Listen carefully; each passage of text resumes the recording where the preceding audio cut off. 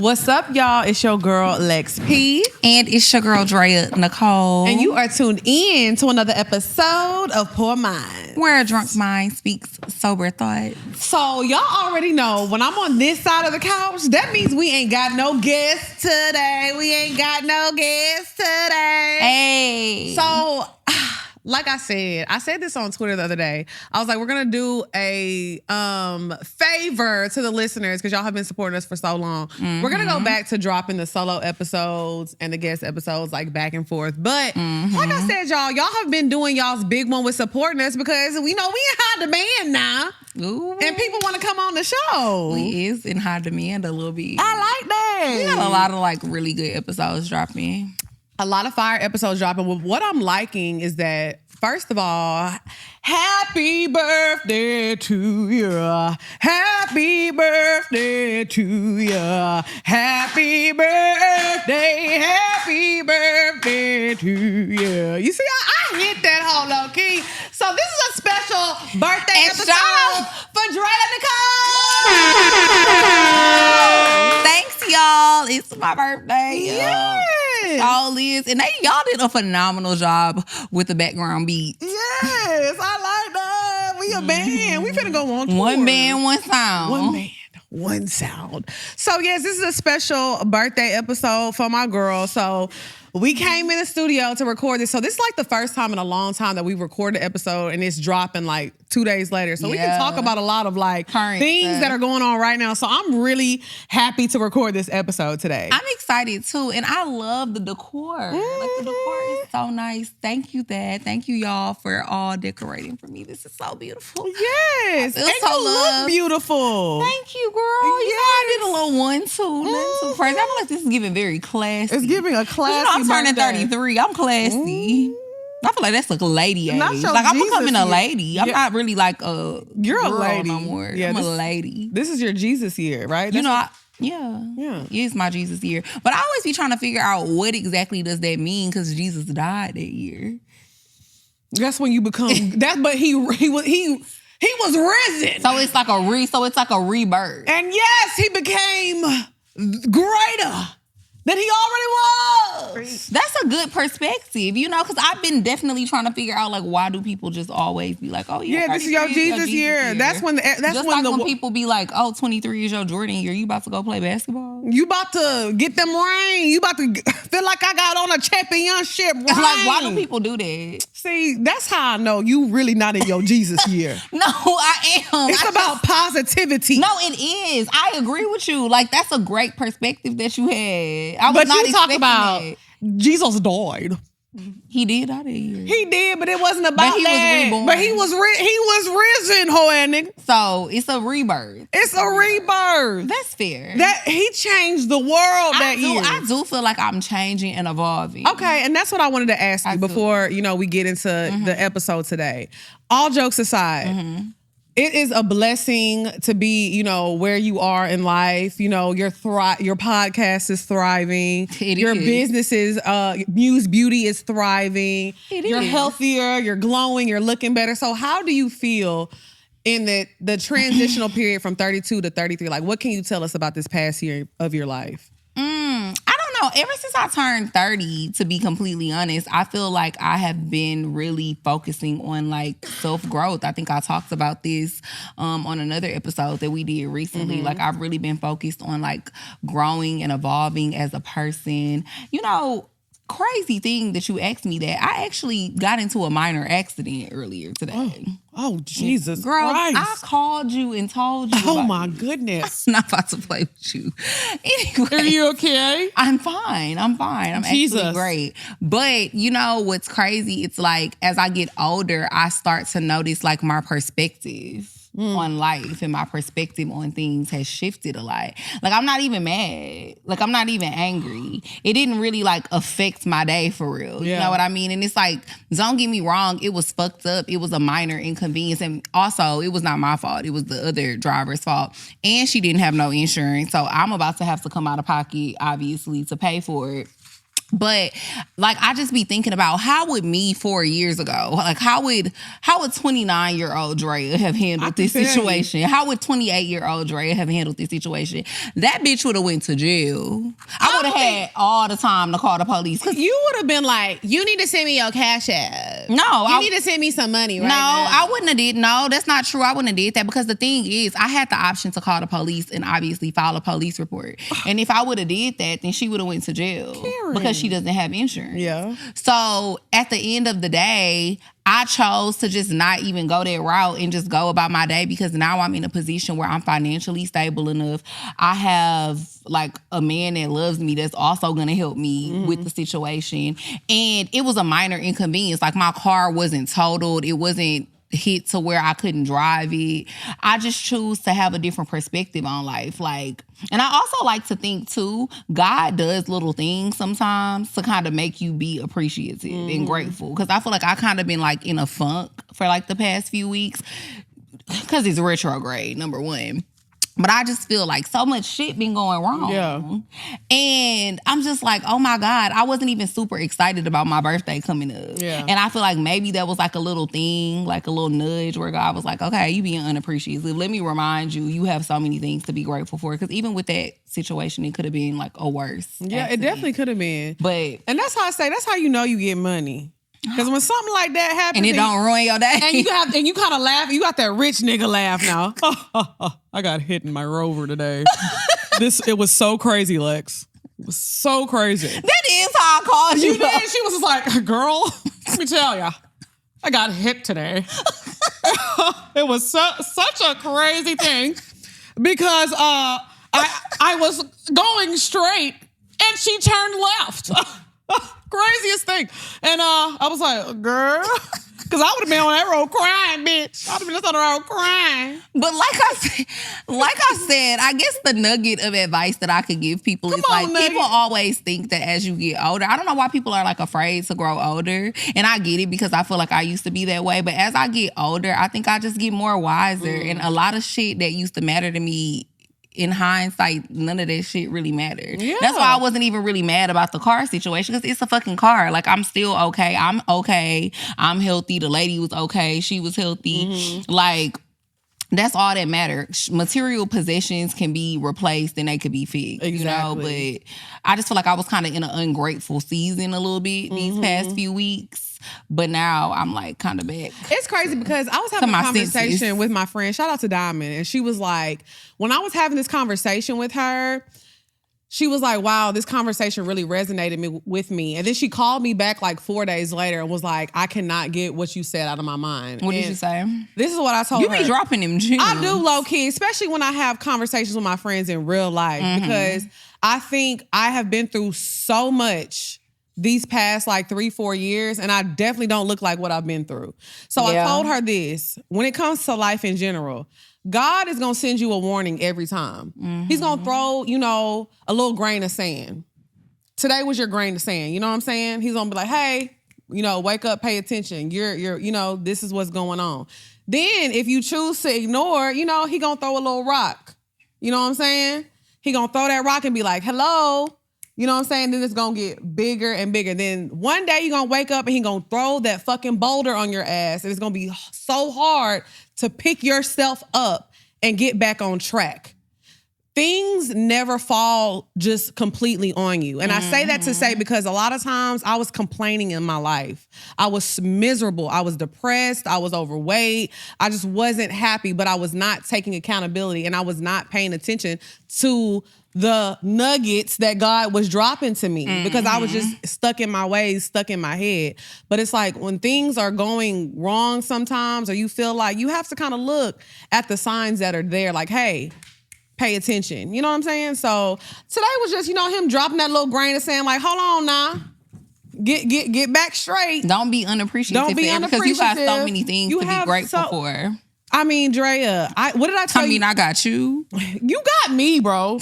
Life, I don't care what you say. Look how lucky I am. You can never have a bad it's day. Crazy. Because all you got to do is call me. It's crazy that God loved me that much. God really loved his only begotten daughter. that he gave you me. He gave me Lex. I'm telling you, not everybody get that blessing. That's true. They be in the comments all day too. Like, I wish me and Lex was friends. I want to be friends with her so bad. I bet y'all do. Too bad. So sad.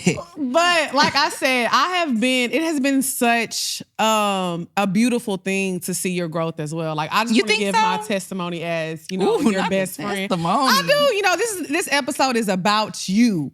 And this is to celebrate you. And I love them moments. I'm definitely not getting emotional today. Not doing it. But I will say, God works in mysterious ways. And I feel like when me and you first became friends, a lot of people didn't understand our friendship. They didn't understand why I was friends with you. They didn't understand why you were friends with me. They just did not get it. But we felt something and we knew something that we just loved about each other. And we couldn't, as mad as we would get at each other, we just could not stay away from each other. But I think beyond the show and things that we have created, it's like there is just such a deep bond and love here that I have honestly can say I have a lot of friends, of course, that I love deeply, but the love that we share is a little different. We have a business together, you know, like it don't matter what, at the end of the day, like you're my sister.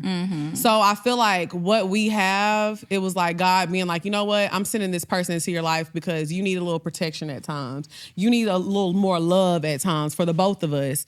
And even you sharing a birthday with my mom. Yeah. For the rest of my life. For the rest of my life, I never have to be in my house alone on my mom's birthday crying. Because I know I'm going to be somewhere with you celebrating your birthday. Yeah. Like by the time y'all watch this, we're going to be in Turks, turned up. Yeah. So, we're going to be having a good time. Like by the time y'all watching this, I'm going to be on my flight, drunk as fuck. It's like, I feel like, this is all puzzle pieces to the bigger picture because, like I said, this is a bond for life. Like, we gonna be here, we locked in for life. And the fact that I get to be in Turks and I can not only celebrate my best friend, I get to celebrate my mom too, Yeah. So I just think that everything happens how it's supposed to happen. And if you look at the first episode of Wind Down Wednesday to now, it's a beautiful fucking journey, bro. Right. It is a beautiful journey. So I'm happy to be here. Life is a great thing. Life is beautiful. Life is amazing. It's beautiful. Life is beautiful. So I'm glad that you happy to celebrate 33. Because I know you used to be at a time where you was like, turning 30. No, I was definitely scared as fuck to turn 30. You were. But it's so crazy because ever since I turned 30, I feel like I just be getting better and better each year. It's really crazy. Like, I look better every year. Yes. I feel like my mind evolves. Like, I become more intelligent, more in tune with myself, more in tune with others. I feel like I used to not be emotionally available. As I get older, I feel like I find myself becoming more emotional. Yeah. And it's not a bad thing. No, it's not. It's not. But again, just growth. And I've just noticed a substantial amount of growth in myself since I've turned 30 years old. It's really crazy. It was like a pivotal point for me, and I was afraid to do it. Yeah. But it actually ended up being one of the greatest experiences that I've had so far in life was turning 30. You know what? And my 30th birthday year was insane. So much lit shit happened. Yeah. You know what it is about you that I've noticed? What? You are a person, somebody can tell you, oh, this is not that bad, or oh, this is really good, or oh, this is really bad, and you just don't listen. You have to experience it for yourself. Oh, that's me, for sure. For sure, 1,000 times. Somebody can be like, Drea, this is hot, don't touch it. You be like, well, I'm a Taurus and a Leo rising, so I can touch it. Leo moon. Whatever. She all into that astrology shit, bitch. She gonna tell you the time she was born, all that shit, to why she can touch it. Put her hand on that shit, still get burnt. And then I'm going to be like, it ain't that bad. But I will say, because I used to tell you, because I'm older than you. I'm 2 years older than you. And I'm I would always say, I'm turning 30. I turned 30. I was like, I'm excited about it. You was like, yeah, but it just don't. I'm like, bro, I'm telling you, watch. We're going to visit this conversation when you turn 30. And you were like, you know what, Lex, you were right. Because I think I was in my transition. And I was starting to get wiser. I started putting value in things that I wasn't putting value in before. And I started to kind of understand the purpose of life. When you really understand the purpose of life, not just life in general, but specifically your life, a lot of shit don't matter no more. And not to get emotional, because I don't really want to get emotional either on this episode, but also when you lose somebody that's really close to you, like me losing my dad, because I lost my dad right before I turned 30. I think maybe 8 months or something like that before. And like losing my dad and then like you losing your mom, I think that also really puts into perspective for you, like that a lot of shit really don't matter and like what's important, you know? So, we living and we learning. But shout out to you. Thank you. In your Jesus year, she has risen. Oh ass nigga. That's what we gonna name the episode. She has risen. What's up, y'all? It's your girl, Lex P. And it's your girl, Drea Nicoleee. And we have a very special announcement. Your girls will be at the Black Effect Network Podcast Festival. Yes, absolutely. We gonna be there April 27th. And make sure y'all get y'all tickets at blackeffect.com. Yes, Horrible Decisions will be there, Carefully Reckless, Deeply Well, and many more. It's going to be so fun. So if you've never seen Poor Minds live, I'm telling you, you're not going to want to miss this. So go to blackeffect.com and get your tickets. Period.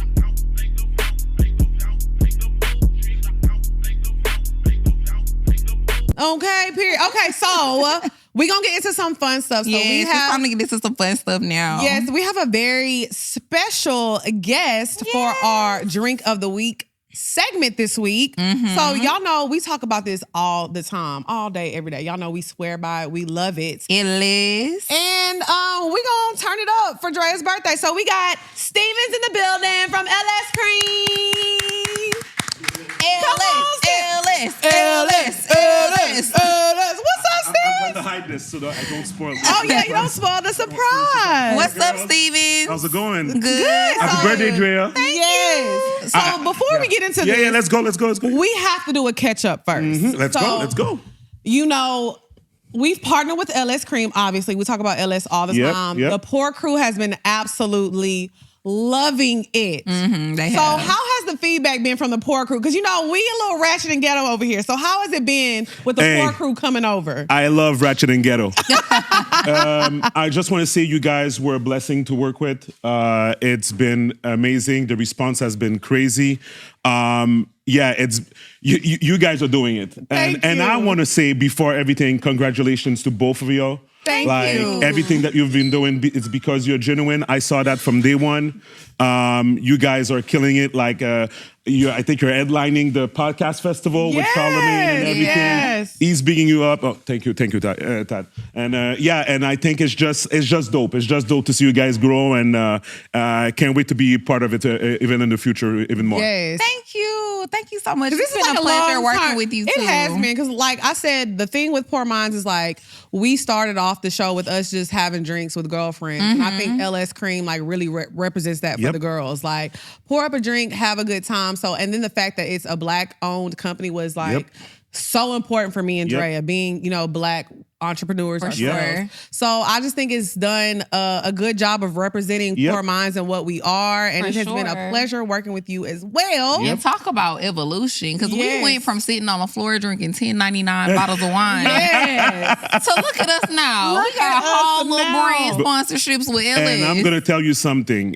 You've caught the eye of not even only your audience, but the people outside of the industry. I was just in Tennessee this morning, right? Coming here because I think you guys know about Uncle Nearest, Fawn Weaver. Yes, right? Very familiar. So Fawn invested directly in LS, if you remember, right? She's one of our investors.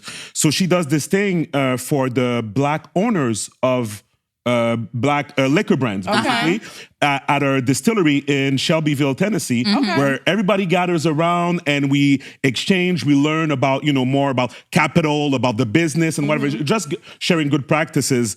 And everybody was coming to see me and see, man, you guys are everywhere because of Poor Minds. What? That's amazing and whatever. So, honestly, you guys are catching everybody's eyes. I'm so proud of you guys. But that goes to also show how smart you are. Because a lot of people was like, they didn't want to really work with our brand because they were unsure. And I'm like, you were smart though. You saw the vision. You saw the vision. I saw Kenny 15 seconds with you guys on that side already.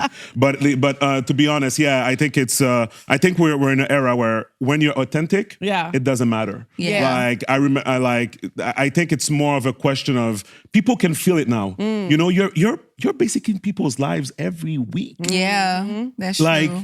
You're probably more in contact with them than family members. Right, yeah, that's true. You're in their ears, you're on their TV. Yeah. It's like, Yeah, I think it's amazing. But yeah, I did see it, and it doesn't go unnoticed. I'm just telling you that we're gonna leave a little bit of housekeeping for us thing, but I'm working. Well, we appreciate you. For sure. And like I always say, I always love to say, good work sells itself anyways. Like LS is a really good product, right? Thank like you. It wasn't, which is why I think like us partnering with you, it's just been an amazing situation because we have like a lot of people that watch us, but like your product is like it's a really good product. good. So we don't even have to try hard to sell it because I feel like once people try it and they taste it, they like, oh my God, this is so good. I should have been bought this. Yeah, and we're really we're disrupting the category in the cream liquor because a lot of people they like, oh yeah, of course I'm gonna go take that other thing that starts with a B, but like the name who shall not be spoken, right? But yeah, definitely I appreciate y'all. Okay, so we're gonna get into this contest. Yes. So for the people who are like new listeners and everything, tell us a bit about the contest that you had. So basically we did this contest, which is the LS Cream 5K Challenge contest, where people basically did their own made. This is mine? Mm-hmm, yeah. I'm sure if the person is watching right now, the episode, she's like, oh my God.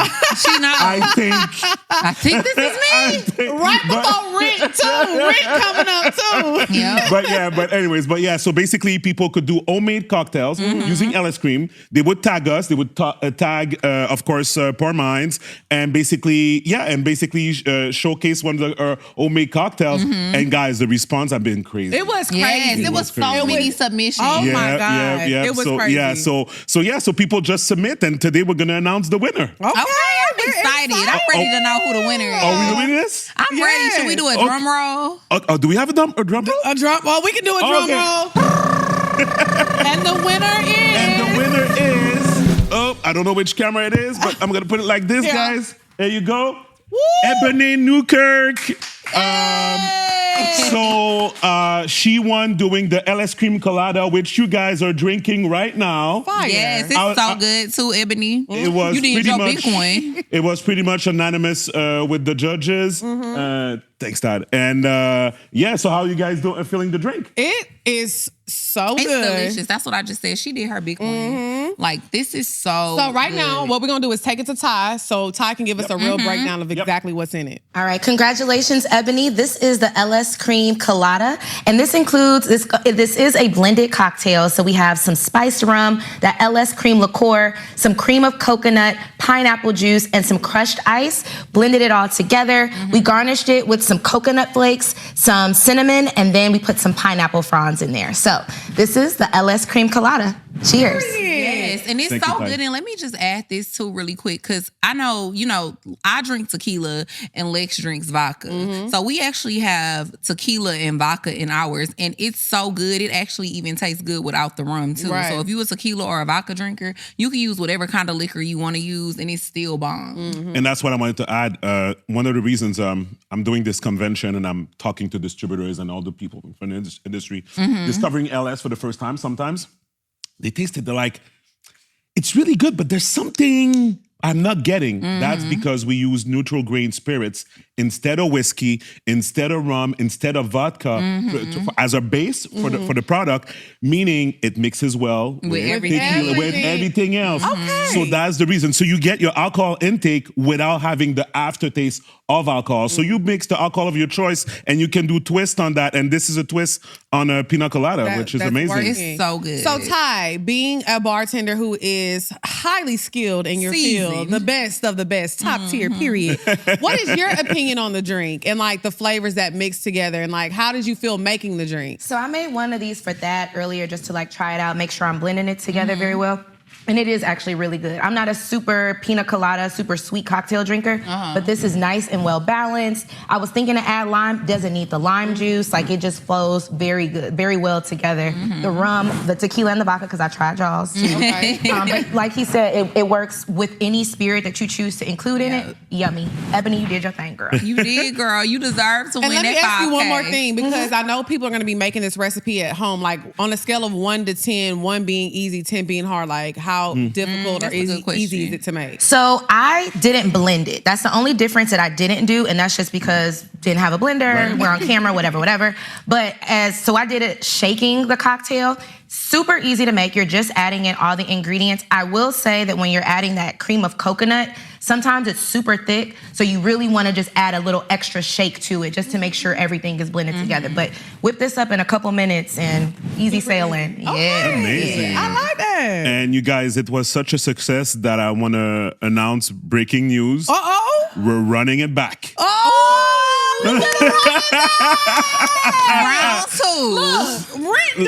Listen. Now, see, this time me and Lex might have to submit anonymously. Now, Get your coins. For you, Ebony. I'm coming for you too. And then you win.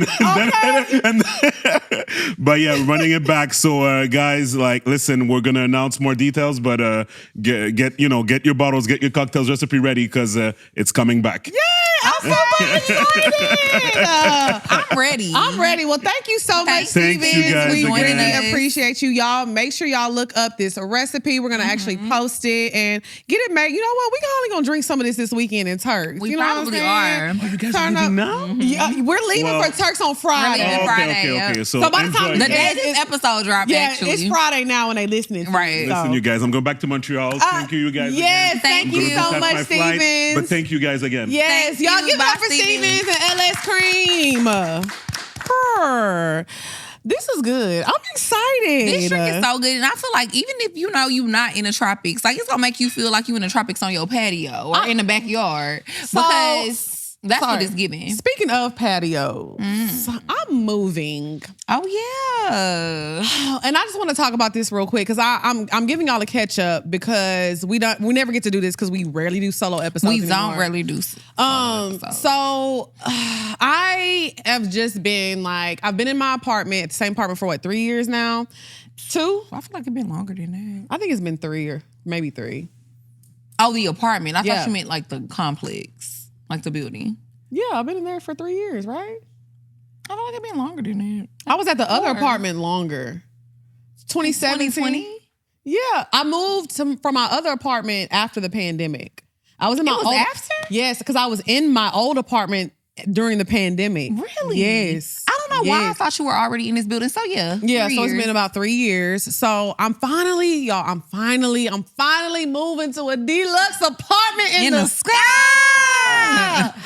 And when I tell y'all, I'm Yeah, we're so moving on excited. But I mean, we were speaking on blessings and things earlier, and I just kind of had a full circle moment because when I think about my apartment when I first moved to Atlanta, I had a really like bad moment because when I went to my apartment complex, it was like $900 for a studio apartment. It was like $950, and I remember they showed me the model apartment, and y'all know the model apartment always is like super decked out and looks super fire. So I didn't go to the actual apartment that I was going to be living in. I was like, you know what? I'll take it. This is what I can afford, barely, but I'll take it. So when I finally got my keys, I had signed the lease. When I finally got my keys, the first day was the first time me seeing my apartment. I walked in my apartment. I didn't have a view of anything. You know, I'm in a mid-rise and it was white walls. It was just, I laid on the floor on the air mattress Drea had gave me, and I cried myself And to that sleep. hole had a hole And in it had a hole so she in kept it. having to refill So, it. True story. Throughout I was the night. sleeping in an air mattress in a studio apartment for $950 on the east side,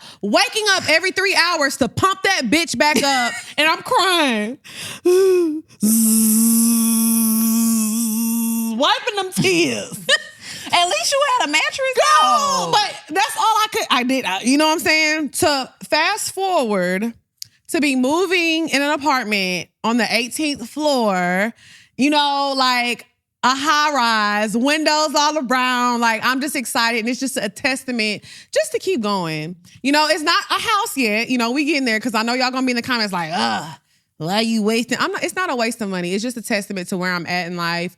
And I can always remember being a young girl in Houston, we used to go to Grasshopper and all those clubs, Butterfly Lounge, and there was these high-rise apartments in the middle of downtown Houston, and they had the panoramic windows, and it was just, I just always remember looking at those apartments and being like, man, I cannot wait to have an apartment like that one day. And I always said before I purchase a home, I do want to do the high-rise living. So the fact that I'm here in this moment, I'm super excited. So I got approved quickly because they seen that bank account and they was like, oh, approved. approved. Period. So I got approved and I'm excited. And now we gonna be neighbors. We are. That's actually the crazy part. Me and Lex gonna be neighbors because we live right near, like literally our buildings are right next door to each other. Can't live without you, sugar.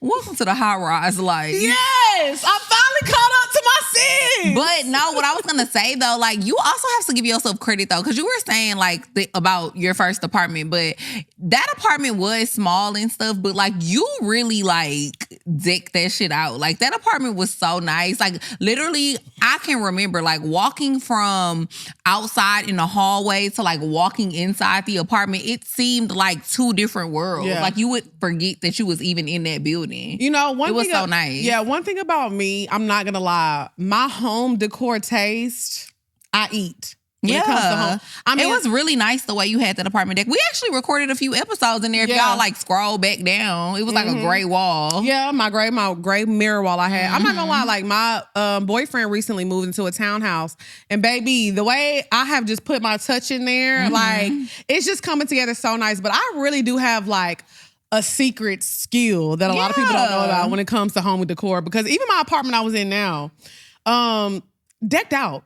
Yeah, your apartment right now is nice too. Beautiful. I was actually thinking about doing a video since I'm leaving now, just kind of show people how it looked, but I've already started packing it up. But one thing about me and you though, we be so in sync because have we ever talked about that? Even like the building you live in now is the building I first lived in when I first moved to Atlanta. It's crazy because when I was sleeping on her couch, that was the building that she was in, and then when I moved from the east side to Atlantic Station, I was living in the apartment that I first was living at when I was sleeping on her couch. So it's crazy. Yeah, I just feel like it's full just circle moment. It's always been full circle moments. Because then even when I moved in that apartment, that was an upgrade. Like it was a nicer apartment for me. And don't get me wrong, I've had an amazing experience at these apartments. I love it. It was just like a stepping stone. So now me moving into this high rise, the window, it's a beauty. Well, I feel like, you somebody now. You got to live somewhere they got a little concierge and stuff. And 24-hour security. Yeah, that's what I'm saying. It's more so about the security thing,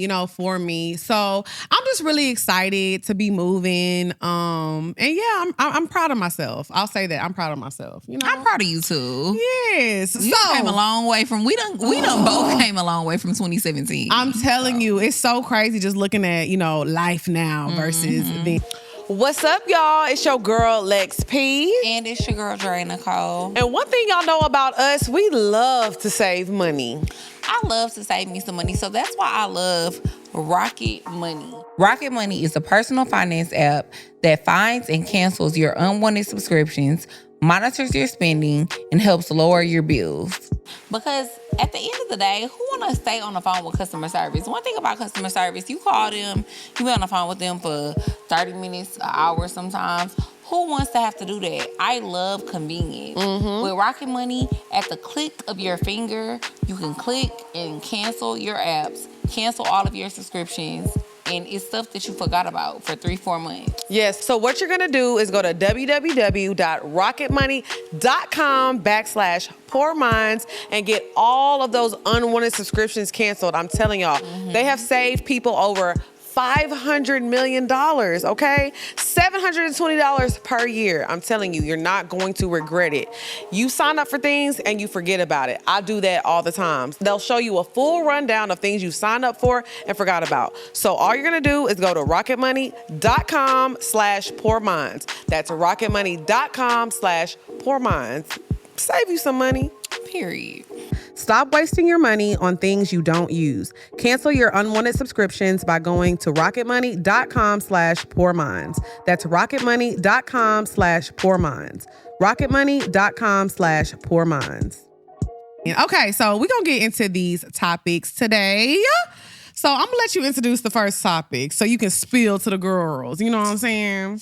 Okay, so for the first topic, I really wanted to talk about this. And the topic is basically like, if it's not a hell yes, it's a no. It's a no. I think that's the philosophy, and that's how you should take a lot of things in life, whether it's, relationships, like romantic relationships, friendships, any type of relationships in your life. Like if it's not a hell yes, it's a no. Yeah. I think people have a hard time walking away from situations because sometimes they'll feel like, oh, well, this person is showing me this every once in a while, or they're giving me like this feeling 2-3 times out the week, but the other 4 days is something else. I think that you have to have the discernment to be like, if it's not yes all the time, it's no. And because I feel like it's not to say that any relationship is not going to have its ups and downs and be perfect all the time, but I think that when someone consistently chooses you every day, and again, this is more than like romantic relationships, this is also platonic relationships as well. You know, like, I think people know when somebody is not choosing them all the time. It's very obvious because you could be mad at somebody but still know that they want to be here. Yeah.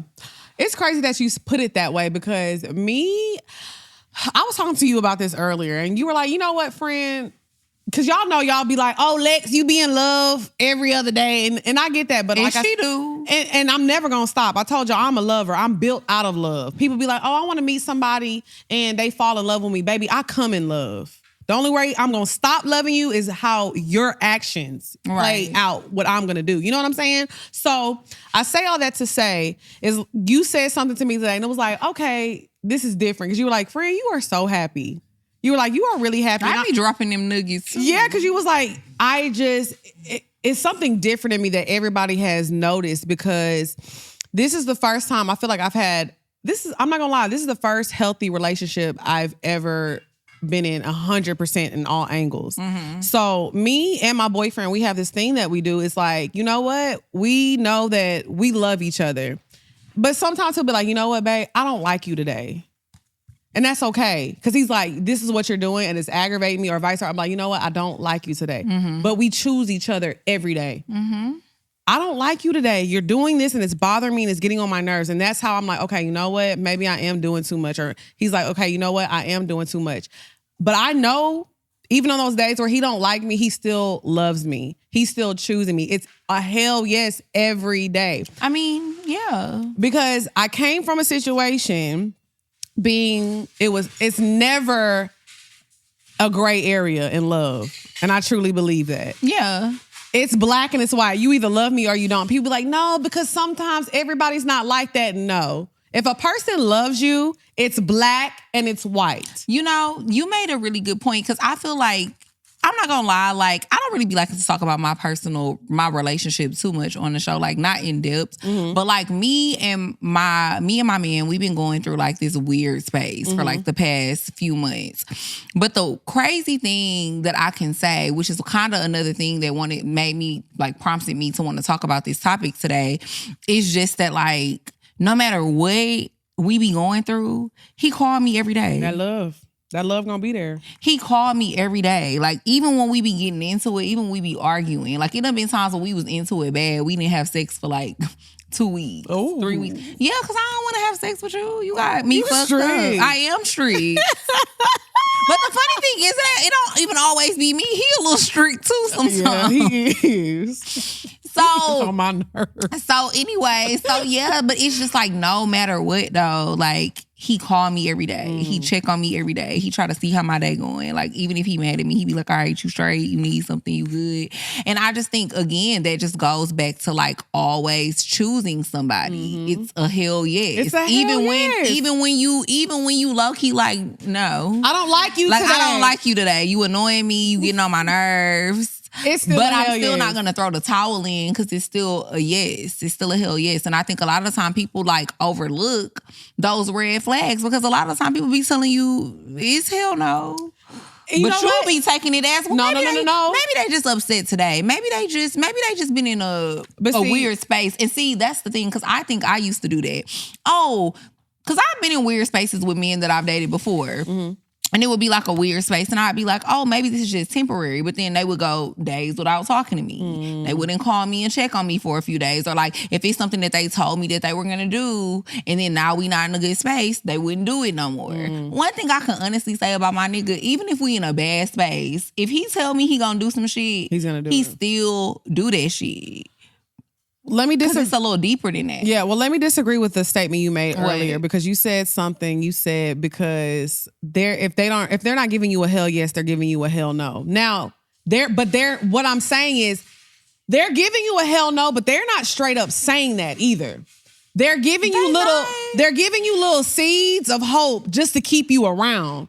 Because that's what manipulators do. That's what people with bad communication who just want you around so they're not lonely and they want you when they can have you. That's what they do. So that's why you're in a gray area. They're not saying hell no. If you were aware and you wasn't stigmatized or pussy whipped, you would be able to see that. But they are saying hell no. I feel like they're not saying it in black and white is what I mean. They're not, but I think... And maybe that's where sometimes I am a little bit of a fucked up person because I don't always think people got to make shit black and white for you. Are you slow? Yeah, they are. That's why we talking about it. Because if it's not a hell yes, it's a no. So that's what I'm saying. So at the end of the day, you have to get to a point, and I say this with love because I at one point used to feel like, oh, well, if they not saying no, it's not no.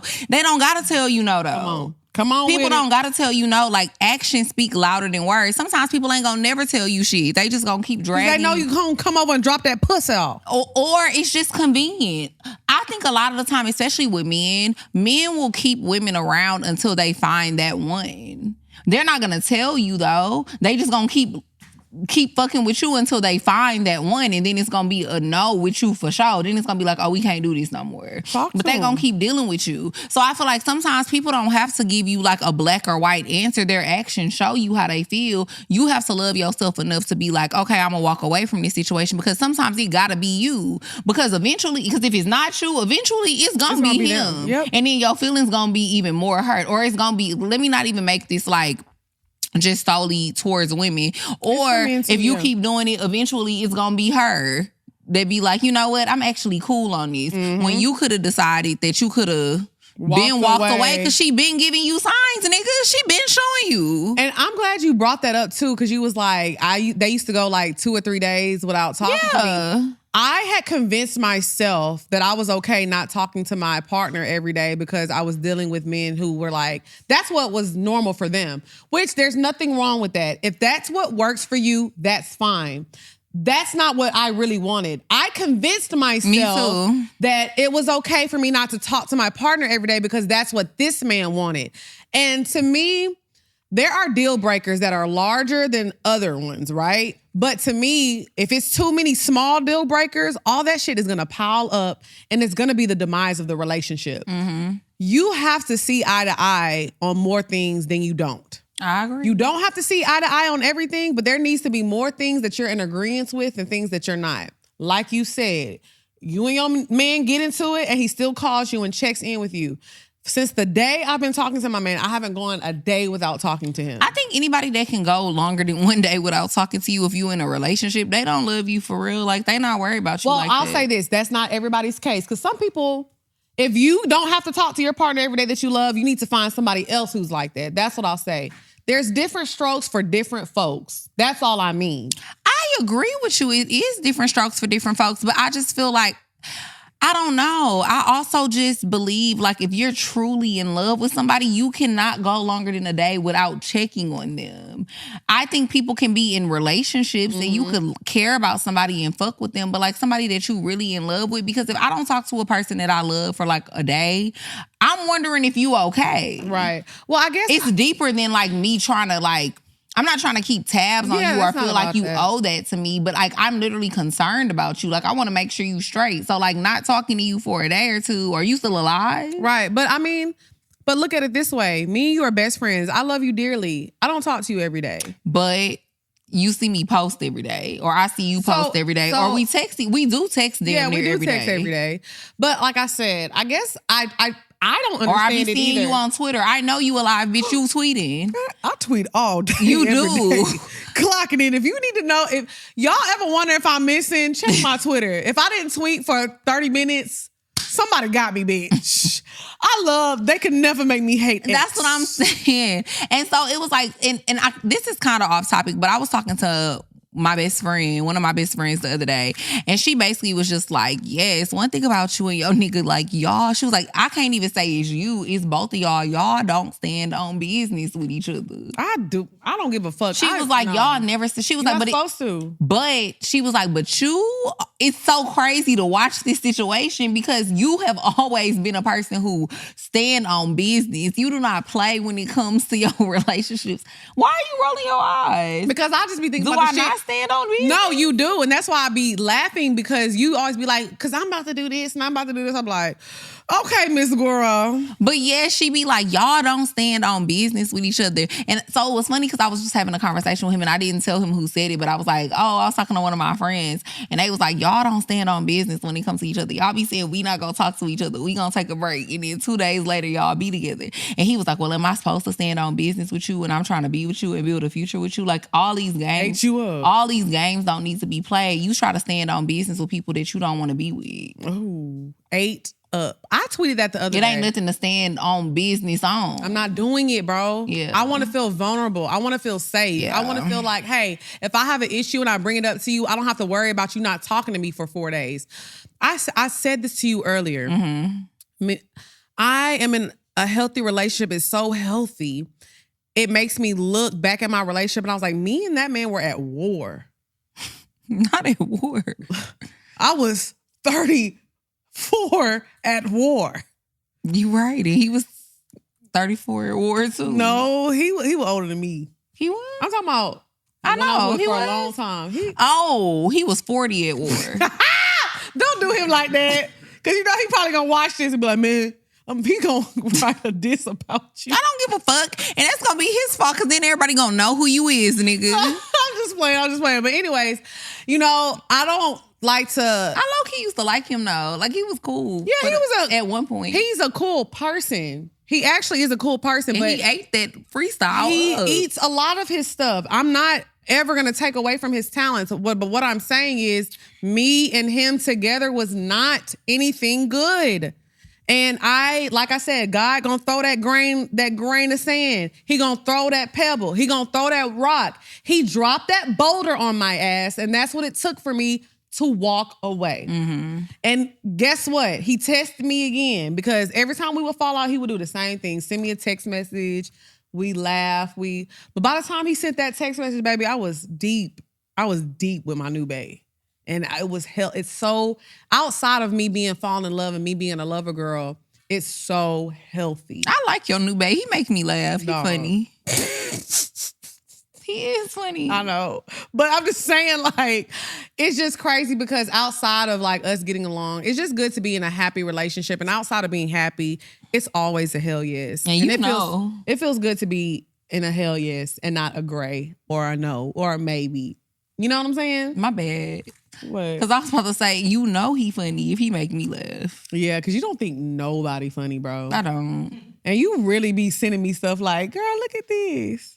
What? Of him. Oh, yes. Because he's a riot. Okay. He's funny. We gonna but move you on. funny too, though. Like, that's why I always tell people, like, that's how I knew you was funny for real. Because I was always, not that I'm like. Not you the critique. the what's them people called? Not that I'm the standard. What's Ebert and Roper. Yeah. Of comedy. Drea be at the theater like this. Make me laugh, hoe ass nigga. Not gonna lie though, for real. If somebody is consistently funny to me, you're really funny. Yeah. And that's how I felt about you when I first met you. I was like, this bitch is funny. She's hilarious. Yeah. It's crazy. I'm just gonna bring this up real quick and we're gonna move on because I tweeted. I was like, y'all, I was on a date with my man and I asked him, do you have, like, I was trying to be freaky in my sexy bag. We was at the sushi spot getting drunk. I'm feeling a little nasty. And I was like, babe, is there like a little fetish or something? Not that tuna going to your tuna. This is not tuna.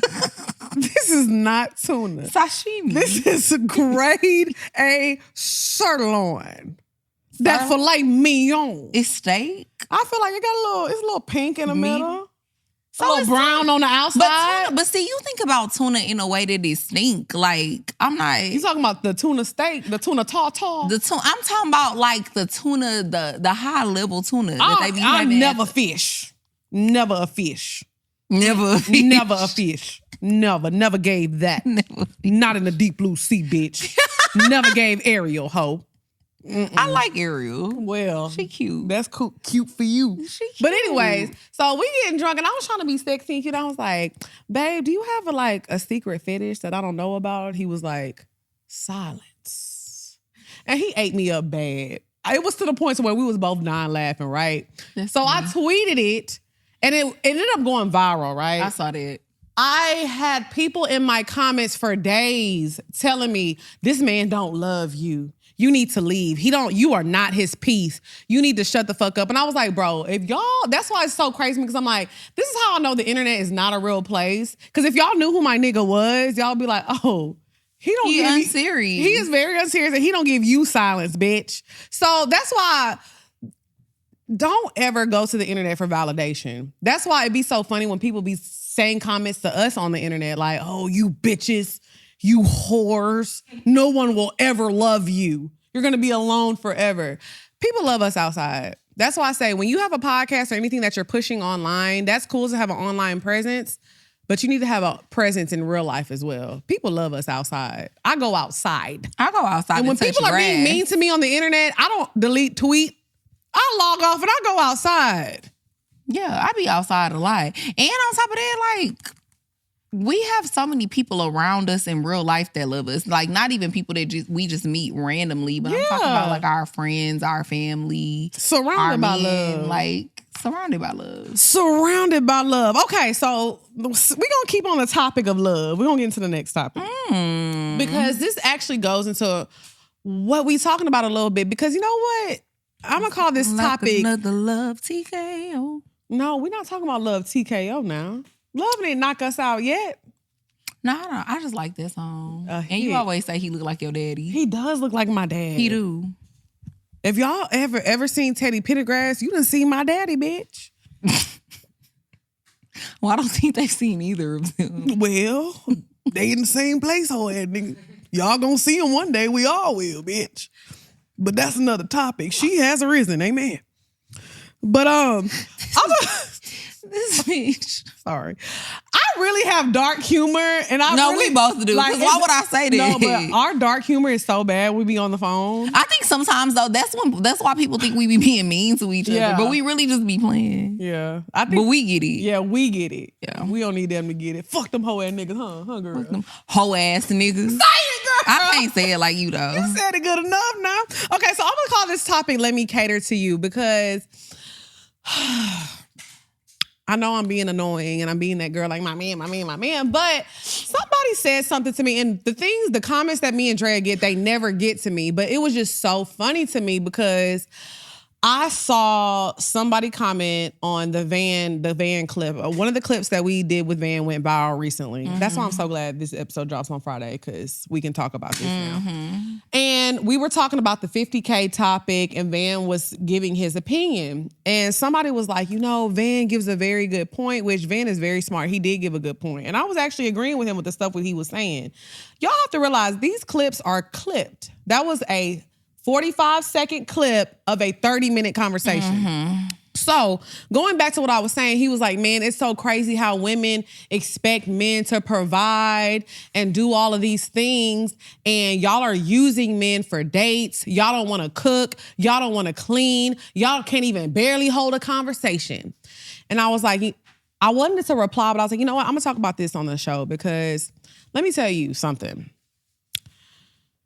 When you and a person actually like each other, y'all will understand why a lot of times these men are providing for these women. And when I say provide, they're providing what that woman needs, whether it's taking her on dates, buying her flowers weekly, just being thoughtful and thinking of her. When I say provide, I'm not necessarily talking about financial aspect.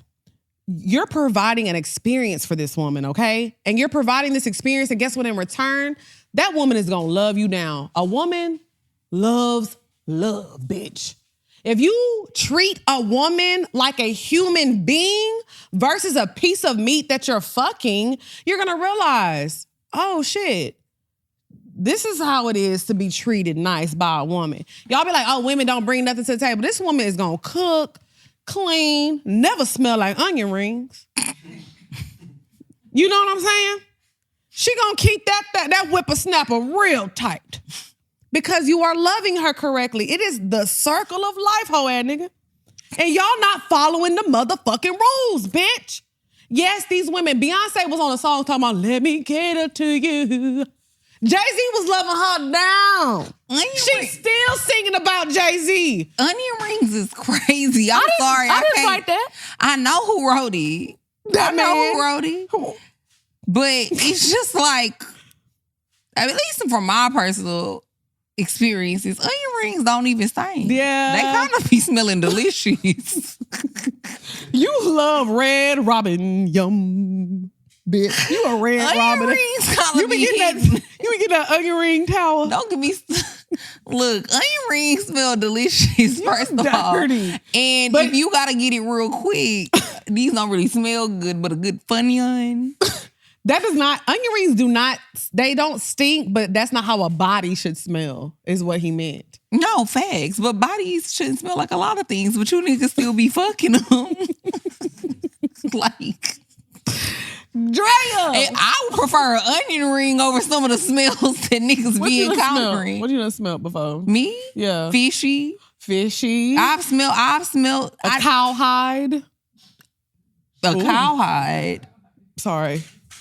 Pork skin. Ooh. A pork skin is nuts. A crackling is crazy. Pork skins. Sausage casing. Ooh. Remember that song that man do you know what duck butter is? Yes. I Googled it when everybody was talking about it. So duck butter, they say that's that stuff under like a man balls when he don't clean real good. You know sometimes y'all scratch y'all balls and y'all sniffing and it stink. That's duck butter. I don't want that. Duck butter don't smell good. Duck butter. You shouldn't have duck butter though. You shouldn't have duck butter. Duck butter, it gives like when you press your ear and you smell the back of your earring. That's what duck butter is. Okay, because I was gonna say, what's the female equivalent of duck butter? I don't think that we have like gunk under there because we don't really have folds like that. Well, some women do have folds. I'm not vagina shaming, but my vagina don't have like folds like that. But I think that's what happens when the skin is rubbing together. Men, are y'all gonna be honest in here? Y'all balls, sometimes they don't be that fresh sometimes, right? Yeah, come on, Dad. Dad said after they hoop. Dad say after he hoop, he be like, ooh, that duck butter stank a little bit. I think every man has had a little duck butter before, but you just gotta go wash it off. Wash that duck butter off. I can't believe them old ladies used to be telling us to do shit when the whole time douching was the reason why it stank. Yes. Come on now. Oh, I know. But okay, we got completely off topic. I'm sorry, my bad. But wash that duck butter off. But we get back to the point that I was making was that like onion rings. He didn't really eat that the way he did because when I had walked in the house, my daddy used to make onion rings. I used to be like, so your daddy smelled like onion rings? No, he used to make them. But sometimes you he used to cook them. No, but sometimes you smell like the food you cooking. See, Ty know. My daddy. Ty probably smell like a pina colada right now. What? Let me say, I could see that. The dress is giving. I was going to say that. Beautiful. It looks very tropical, very vacation-ish. But she want to talk about Turk so bad. Okay, wait. So anyways, no, one thing I'll say about my daddy, not to make this about him, but my daddy used to smell the fuck good. I think that's why like I kind of have like a fetish for like fragrances and like men that smell really good. It started with my daddy. Like I can tell your daddy smell good though. No, and I swear my mama will tell you this. My daddy used to smell so fucking good all the time. Like he had a collection. I believe it. You know how I can know your daddy smell good? I don't want to. I feel like you fucking get on my fucking nerves. I can tell your daddy smelled good because, like, every picture I seen him in, he had them wrinkles in his forehead, right? What does that mean? I can't do the face because I got bow tie. Yeah, but that means he was going like this. And that forehead was wrinkling up because he knew when he walked in the building, the hoes knew he was there. I ain't gonna lie, your daddy got the wrinkles in his forehead because he was walking in like this. My daddy. Because them hoes knew. Like, your daddy was sauced up for real. He was. He was cute. He was cute back in his days. Yeah, I mean, he's a handsome man from the pictures that I've seen. Yeah, he was. When you got that tattoo, he was looking like this. Girl, That's how your tattoo. He was not looking like that. Bro, I really want you to show the camera because them wrinkles is in. I'm not showing it because I know Javi gonna zoom in. I'm gonna tell y'all, she not gonna show it, but her tattoo, her daddy looking like this. Girl, I'm gonna show it just because no, he was not. Her daddy like this. You can see the wrinkles though, because he giving them that. Ooh. Yeah, okay, you see it, y'all. And Javi. You can see it. That's what I'm saying. He was like this. He digs his movie. Yeah. Though. So that's Shout what out I'm to saying. my daddy. But getting back to the point of let me cater to you. Like I said, y'all gonna murder me for this in the comments. I know y'all are, but I'm gonna be honest. Because you ain't even brought up your point yet. Yes. I was with a man for 7 years and I did not cook for him not one time. I didn't cook for him not one time. The one time I did kind of cook something, it's like I just like literally put like boudin in the oven. I would go to his house. I like boudin though. Boudin was fire every time, but that's not cooking. And that booty. Not booty and boudin. That boudin. That sounds like a good booty. Party. See this one. Shut the fuck up, bro. Let me get to the point. I'm sorry. So I say all that to say I was with a man for 7 years on and off, and I never, like when I would go to his house, I wouldn't really clean. I wouldn't really cook. I didn't care about doing that for him. But like I said, subconsciously, I knew I wasn't being loved properly and vice versa. There was things that he probably wasn't doing for me because I wasn't loving him properly. I'm not going to put all the blame on him. So that's why I said, y'all going to eat me up in these comments. Like, how can you be with somebody for 7 years and you never cooked or cleaned and he wasn't doing X, Y, Z? Because we were toxic for each other. When I tell y'all, I be in that kitchen whipping it up because I was like, oh my gosh, I actually like to cook. And I forgot that because I was like, I like cooking for people. You used to cook for me all the time. I'm telling you, I really, and it's so amazing because I'm like, oh man, I really enjoy being in the kitchen. And that's because I'm being loved properly, so I was able to be reminded of that. So it's like, I like cooking for people. Like, well, you know how when you cook for people and everybody be like, ooh, this shit good, you sit in the corner like this? Yeah. That's how I be doing. Like this? Yes. So I feel like y'all talking about, oh, women don't bring nothing to the table. Now, obviously, we bring more things to the table outside of cooking and cleaning.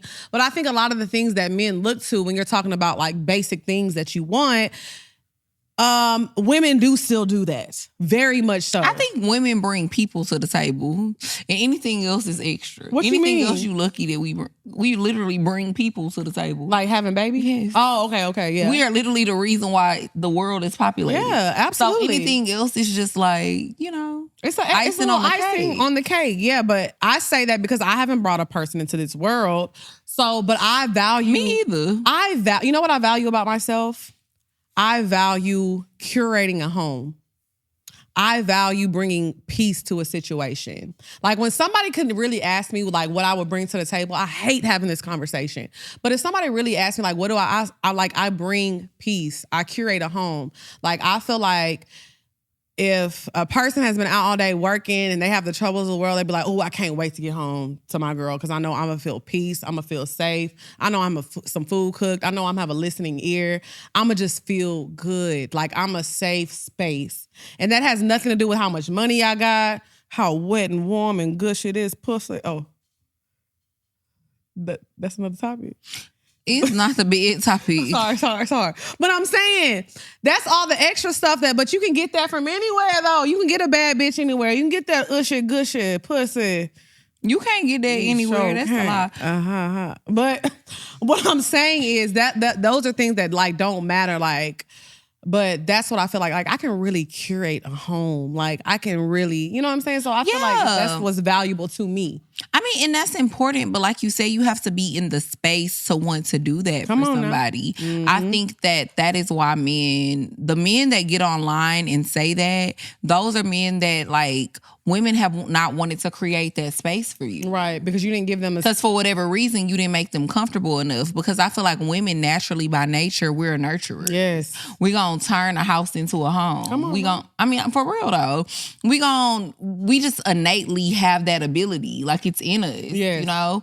So if a woman is not doing those things for you, you have not made her comfortable to feel like she needs to create that space for you. Right. So you need to ask yourself as a man, what am I doing? Because people always be like, oh, well, y'all grandmothers and X, Y, and Z was doing shit. Like, first of all, let's chat about it, though. Uh-oh. Come on now. Let's chat about it. Like, yeah, our grandmothers was doing that shit because they were being stay-at-home mothers, stay-at-home wives. But part of the reason why their job was to take care of the home and take care of the kids was because back in the day, men was really doing hard labor. Y'all need to get back in the field, niggas. I mean, it ain't go build some railroads, niggas. But I'm just being real, but not trying to be funny. But for real though, that's the type of work men used to have back in the day. They used to be some coal. They used to be building fucking railroads, mining coal, being at working at plants. My mama used to work at a plant now. Working at plants, working on ships. Yeah. Like, people really used to be doing hard, building buildings, construction. Yeah. People really, and it's obviously it's still men that do construction, but I think these days it's a lot more jobs, especially for us as the Black community. Men are able to get a lot more like not leisure, but like jobs that are not as hard on the body. Right. So you're able to because come home men and have help. more education now. Yes. So at the end of the day, like, niggas is not out in the field for real no more. Like, but you want me to do everything? Why you can't do? You was sitting inside all day. You work at Google, nigga. Nigga, you was sitting in the You an engineer at Google. You make great money, but you been sitting on your butt all day too. You better come and pick these greens like me and peel these potatoes. Exactly. So why you can't wash some clothes too? Hey. Like, why you can't wash a dish or two too? If I cook the meal, why you can't wash the dishes? Come on now. You know, like, so I think that men these days, I don't know. I think if people are looking for things to go back to being to how they were 70 years ago, 100 years ago, that's not going to happen. Yeah, that's fair. That's a fair assessment. Because at the end of the day, you niggas also don't be working as hard as them niggas used to be working. Yeah, I agree. But I do feel like a household... And the cost of living is higher. Sometimes it's like we both got to work. That's what I was just about to say. I believe a household should be 50-50.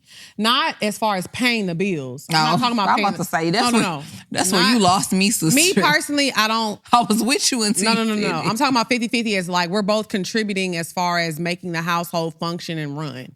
You know what I'm saying? Like, there is going to be some type of balance. Like, okay, he's paying the mortgage. He's paying the bills. He's doing this. So, yes, I'm going to make sure, I'm going to curate the home. I'm going to do this. I just feel like whatever your 50-50 is, figure it out. Me and my man know what our 50-50 is. Well, if you're not doing certain shit, I just kind of feel like, what is your value in a relationship? Like, everybody should have roles. Yes. Everybody should have something that they're doing. Even with me, for example, like, once I get a home... Once me and my man have a home together, I don't see, like, I definitely want to have, like, a cleaner come sometimes because I feel like I plan on having, like, a big home where it's like that might be a lot for me to just take care of by myself. But it's certain things, if we having to outsource people to do everything, then what the fuck you need me for? Right. Like... Because I think a cleaner is not bad. Because I know they're going to be in this comment saying something. But Jackie Aina, I love her. Y'all know I talk about her all the time. She has a home, very large home. Her and her man live in. She was like, I have a cleaner that comes.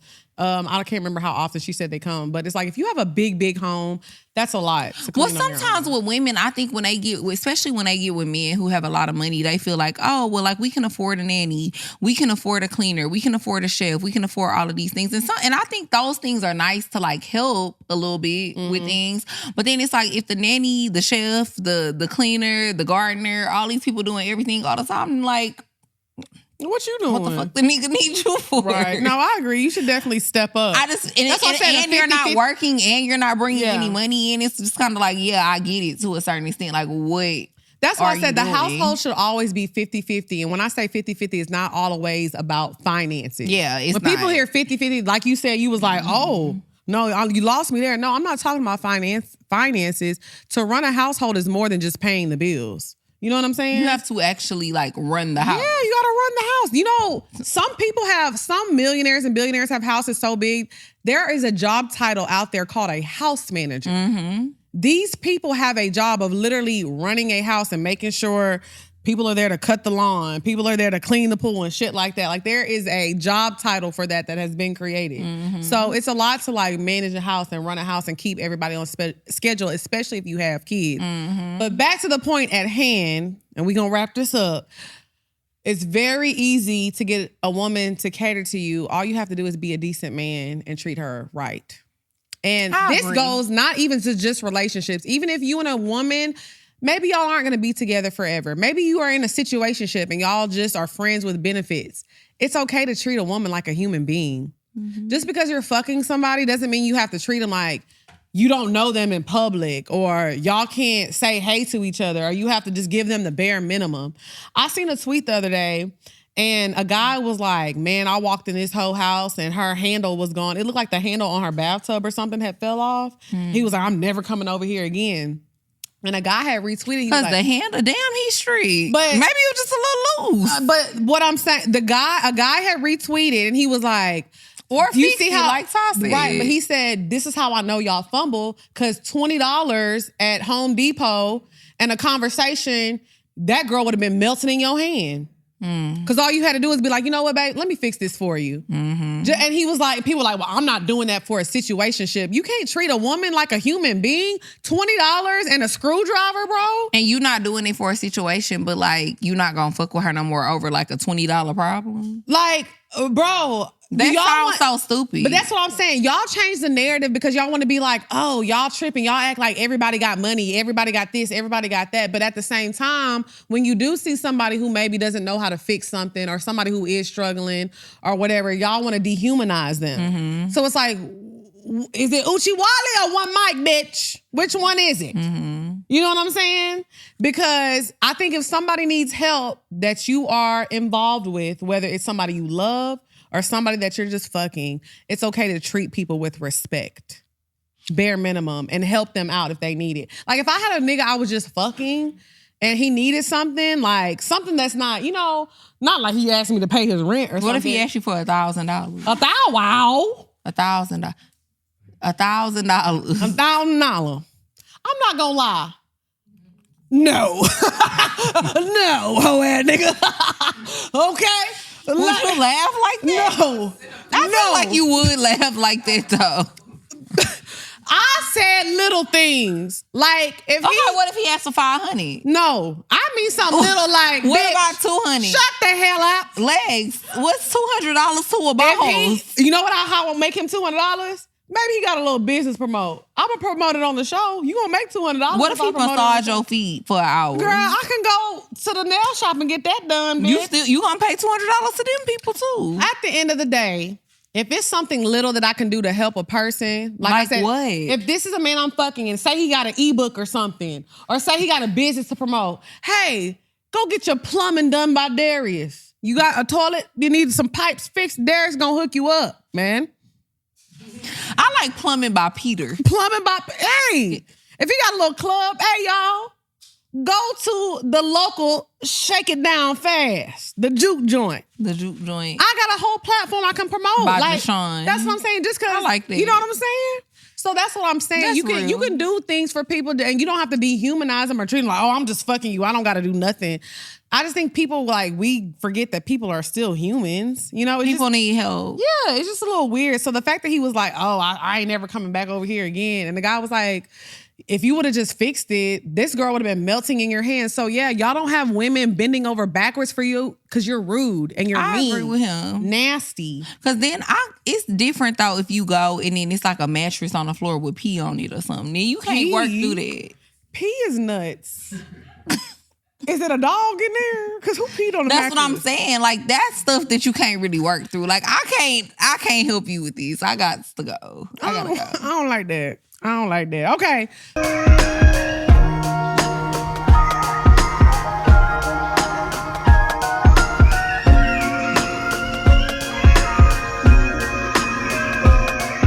So now it's time to get into the bed. Bow. The bed. Bow. The bed. Bow. Bow. Bow. Bow. Bow.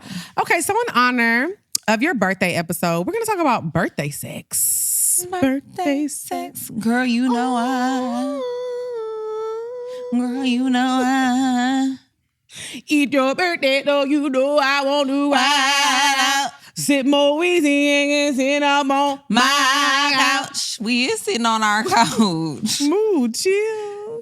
Sipping the Mo Easy. We came a long way. Now we got a couch. Okay, so I mean, I had a couch. We just chose to sit on the floor. Why did we do that? Why didn't we want to sit on the couch? Because the cords couldn't reach with the plug when we couldn't set it on the table and sit on the couch because the cords couldn't reach. Because you used to be the technical person. I just used to be there. So I wanted to talk about birthday sex today. I feel like birthday sex, I wanted to ask, does birthday sex differ from the sex that you have on a regular basis? Not if it's good. What you mean? What you mean not if it's good? If you having good sex on a regular, then I don't think birthday sex is gonna be different. But you don't think like it's your birthday, like you should pull out something extra? I do something that different? anyways, because that's how I am. Now I get it, but I feel like sexually, there's so many different things to explore, right? Mm-hmm. Like I feel like if you and your man are having good sex on the regular, there's no problem. But maybe there's something in the back of your mind that you wanted to try or something that you haven't got the guts to do.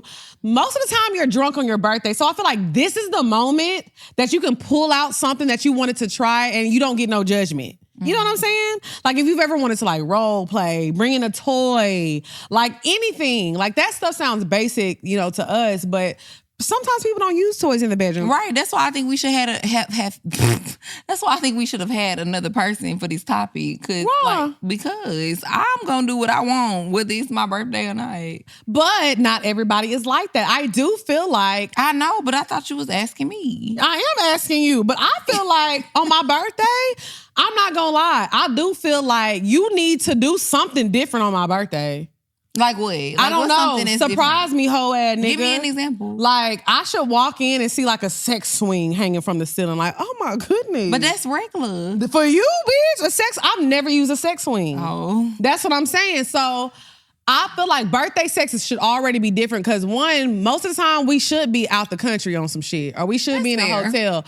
And y'all know how I feel about hotel sex. Hotel sex is nasty because we ain't got to clean this shit up, okay? Yeah. It better be nut on these walls, right? I want to shit on these walls, right? Y'all remember Scary Movie? It's time to get real motherfucking freaky. Shitting on the walls is too freaky for me. But that's what I'm saying. Now, you want to talk about what stank. Okay. Like what we were talking about earlier. That's what stank. That's what she said. On the walls? But I'm just saying, I want to tear this motherfucker down. I feel like if we having sex in a hotel. Why you don't have an example though? Like, remember when I told y'all a long time ago when I told y'all that story, that man when he poured wine all over me? That's what it need. That's the type of shit I want. Was that exciting? A little bit. I hope so. It was. I'm not gonna lie, I was mad because I was like, oh my God, I'm gonna have a yeasty tomorrow. Yeah. I'm gonna be baking bread in this motherfucker. Yeasty boy. I'm gonna be walking around making a croissant. Mm-mm. But I'm not gonna lie, it was kind of like, oh my God. More like a baguette. I don't think a croissant. A baguette. Croissant's kind of like delicate. Okay, but my pussy was a little sore the next day. I say all that to say it was exciting though. I was a little mad, but it was like, oh my God. It took me by surprise. So yes, I feel like birthday sex should be a little different from the sex. So like a little hot candle wax on your coochie. Something. Do something that's gonna make me be like, oh my. 2nd degree burn. Something. I need to wake up the next morning and be like, what the fuck was last night? Birthday sex should be different.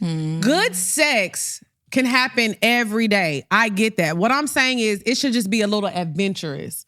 Y'all need to be, I don't care how good your sex is, what toys you use, you need to do something on your birthday that it's like, that's not something y'all do on the regular. I think that's how you keep things exciting. You know, I'm really not trying to be funny though. That's the crazy thing. Like, I think when I was like 27, I could have probably been like, yeah, birthday sex need to be special.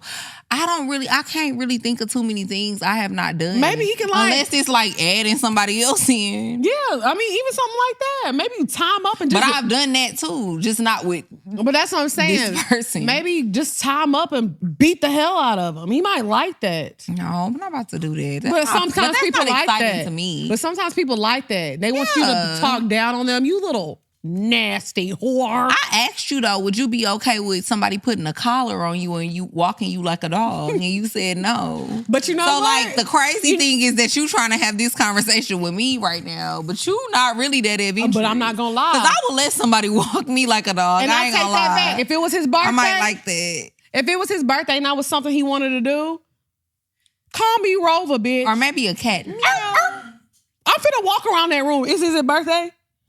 Baby, I'm finna be in that bitch like. What if he had a like little whip and he was spanking you? I'm Clifford, bitch. The big red motherfucker.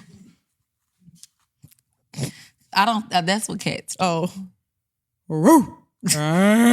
Whoop. Real. And I'm gonna open the coochie every time I say that. Whoop, there it is. Whoop, there it is. That's exactly how I'm gonna bust it open. I know. I'm telling you, I just think birthday sex should be something y'all have never done before. I hear you. That's fair. Be open-minded.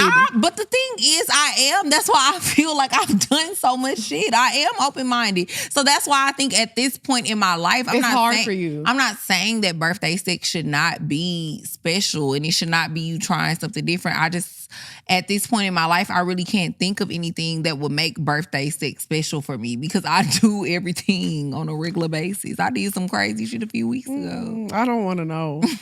I might tell you off camera. No thanks. I think I already told you. I'm cool. It was fun. All right. So Why are you making that face? can y'all in the comments though give Drea some ideas of things that she can do for her birthday? Because obviously I done been tied up.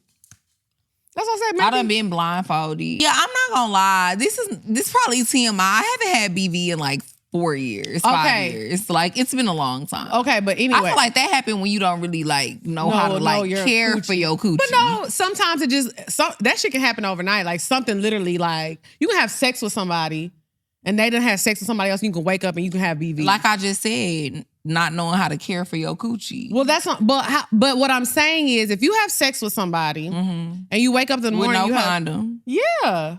I mean, men cheat. Men do whole ass shit. So what I'm saying is, you've been blessed enough to not be in that situation. But sometimes BV is not about a woman not taking care of her body. It just be like fucked up shit done happen. You know what I'm saying?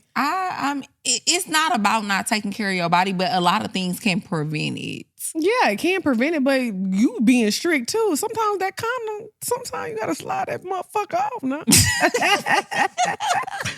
Hey. Sometimes you gotta slide it off. I agree with you. You know what I'm saying? But the point that I'm making, I only said that bitch because you was trying to be funny. I wasn't trying to be funny. Talking about it's a little, probably a little BV. Till the room smell like onion rings. The room don't never smell like onion rings. But I thought you said it was okay to smell like onion rings. I said it's okay for the room to smell like onion rings if somebody cooking them. I didn't say it's okay for the room to smell like onion rings if you fucking. Okay. Oh, I just had to clarify. Oh, nigga. Tuna, milk. I told you it was filet mignon. Okay, filet mignon. Before we move on, y'all in the comments, please let Drea know some freaky stuff that she can try for her 33rd. She has risen and so has he. I'm going to jail. Okay. Bitch, come on. So now it's time to get into the bop. Hey. The bop. Ow. The bop. Bow. Bow. Bow. Bow. Bow. Okay, Drea, what you been listening to this week? Beyonce. Oh my God. We have not talked about Beyonce's album. We have not talked about Cowboy Carter. So cold. And like at the end of the motherfucking day, let me tell you something. Oh Lord. Why you saying oh Lord? Grab my LS cream. I love this album. Like at first, gotta keep it real with y'all. I was kind of like, nothing gonna top Renaissance. It's not happening. No fucking way. Because Renaissance was that girl. And then let's not even get into if you actually went to the tour. So I was just like, it's no way this is going to have me in a chokehold the way Renaissance had me in a chokehold. I was so motherfucking wrong. From front to motherfucking back. Yeah. The whole fucking album bangs. And the crazy thing is, she said that she was supposed to drop this album before Renaissance. And I actually, like, towards the end of the album, like, I feel like the last 4 or 5 songs, you can actually hear, like, how this was probably supposed to drop before Renaissance, because a lot of the songs, like, towards the end of the album kind of have, like, certain like synchronies and sounds that kind of go into the Renaissance album. So it's just so good. Like, but my favorites on the album is Hands to Heaven. Two Hands to Heaven. Two Hands to Heaven, Tyrant, Riverdance, Levi's jeans, and Two Most Wanted. So what's yours? I'm gonna give a full spiel on Cowboy Carter. So first things first, my favorite songs are Tyrant, Bodyguard, and I love Bodyguard too. I forgot about that. So this is what I have to say. A lot of people had a lot of critiques to give her. And this is the thing. Y'all have to understand music to really give a fair review. If somebody who has been listening to country music their entire life wants to give me a review about a Jay-Z album, I don't want to hear their review because you have no knowledge on hip hop and what it truly is. So a lot of y'all coming in talking about, oh, this album is horrible.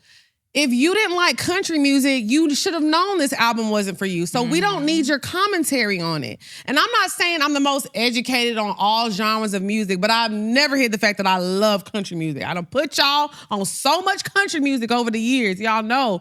When I tell you this is an album that story tells, it tells a story. And if you know the history of country music and what it is, it's supposed to tell a story. And to be fair, like also, I haven't necessarily been like a country music connoisseur, but I am from Texas. So I feel like I grew up like hearing country music a lot. And it is certain songs, like it is certain artists, certain songs that I like that I will listen to. But the crazy thing about this album to me is that it's like, it's not really a country album. Like Beyonce kind of ate when she said it's not a country album, it's a Beyonce album. Because it's still not really... I mean, Spaghetti is not a country song. I mean, it's a few songs on the album that's not necessarily country songs. So I feel like it's not really a country album. It's Beyonce doing what Beyonce does. And she ate that. Well, I'll say this too. A lot of people need to understand that there's different genres of country. Y'all look at country as being one thing. Just like there's different genres of hip hop, you got trap music. You know what I'm saying? You got gangsta music or whatever. You got southern music. What do they call it? You is really 73. I am. You know what I'm saying? But they have different genres of I think the kids call it drill music. Drill music. I mean, well, I was thinking of like California. What do they call California music? No, not hyphy. I'm thinking about like Nipsey Hussle. The Beach Boys. Your ass giving 73 too. When you think about like old school, like Ice Cube and Eazy-E records, what would you categorize that as? I would say like gangsta music. What else do you call? What would you categorize Eazy-E, Ice Cube, NWA, Dr. Dre music? Gangsta music, right? Niggas with attitude. Okay. Gangsta music. So I say all that to say there's different genres in hip hop just like there are with country music. And to me, yes, this is a Beyonce album, but if I had to categorize this, it's pop country. You have your deep bluegrass music in country, okay? That's not what this is. So if you're looking for that bluegrass sound, that's not what Beyonce was giving y'all, okay? So I feel like she did an amazing job. She did her research. This was not something that she just woke up and decided to do. Y'all have to realize... She had legends on this album. She had Willie Nelson. The CMAs that had did her dirty? She said she felt so uncomfortable at the CMAs. Yeah. Y'all have to realize that lady left that building with a plan. When she left the building that night, everything started there. I mean, but she has so many legends on the album. Like she had Willie Nelson, she had Linda Martell, she had Dolly Parton. Yeah. It's crazy. I mean, like I'm not trying to be funny. I just want people to stop playing on Beyonce top. And stop playing with Miley Cyrus top because Miley Cyrus is a legend in her own right too. I would give that status to Miley. Miley comes from country roots. Miley had one of the best covers of Jolene in history. Yes, I said it. She had one of the best covers of Jolene in history. And Beyonce did Jolene justice. Y'all was so mad how she rewrote it. I loved it because I feel like I could vibe more with that. I could never vibe with begging no bitch to not be with my nigga or being like, don't ruin our family, please. Please, I need this nigga. Don't do Dolly like that now. No, I'm not doing her like nothing. I'm just saying the original version, which was a classic, which I did listen to as well. I'm not going to act like I never listened to it. But I bang with Beyonce version better. I bang. You too ghetto for the... See, that's why they said, keep these niggas out of here. I bang with Jolene, bruh. Well, God. Didn't Beyonce say that on the album? No, didn't she say I got shooters and I bang, bang? Yeah. Exactly. Okay, but listen, the lyrics to Jolene, the Beyonce version. She said she will, bitch, she said, try it if you want to. She said, I'm warning you, don't come for my man. Yeah, don't play with me, don't play with my nigga. You cannot ruin his family. Ooh. He gonna ride for me. But okay, can I say something before we move on? Beyonce said there's 1,000 girls in every room that act as desperate as you do. You a bird gonna sing your tune. You know what's crazy? People were really mad at that line because they were like, nobody wants Jay-Z. Beyonce, you're delusional. It's rapping about your man. Let me Nobody want a billionaire? Y'all are You so hoes are crazy. Y'all you hoes are nuts. If Jay-Z divorced Beyonce today and he slid in your DMs, y'all going. So stop getting on the internet and acting like Beyonce is delusional when she be in these rooms. And there's probably been hella women who have disrespected her in front of him, just hoping that they can get a sliver of his time. She's writing from her experience. So y'all be trying to be like, oh, Beyonce, you're delusional. No, she's not. She's speaking from experience. I don't even be caring. I want to be a delusional billionaire. I can't wait. Okay. So I can only pray. So Cowboy Carter is a hit. I hope she does go on tour. Speaking of tours, I got my tickets to the Meg tour this summer. I'm excited. Oh, I'm excited too, but you didn't give me tickets. I could only get 2. And it's my birthday. Girl, that concert is in July. That's not your birthday, bitch. I'm saying it was close to my birthday when you bought the tickets. I had to get a ticket for my sister. You should have got 3. I couldn't. They had 2 left. I had the refresh, the cashta. What's it called? The cashta? Y'all know what the hell I'm talking about. I had to pick which one got a bike. I love jazz though, so it's fine. Okay, so anyways, I'm going to Meg's show. But anyways, my bop of the week, I love to see new emerging artists just do their big one. Y'all know I usually shout out like smaller artists and indie artists, but I had to shout out a big artist this week that has just been doing her thing. Her team is amazing. And I always say there's so many talented people out there, but you're only going to go as far as how good your team is. Tyla, her album, solid. It is. I agree. Solid. This girl is talented. And I was pleasantly surprised because I'm not gonna, what was the first? Make me sweat. I thought it was like, oh, this is a cute little bop, but it was giving like a TikTok viral moment. I'm not big on the TikTok trends. Y'all know Auntie O, I want to hear something.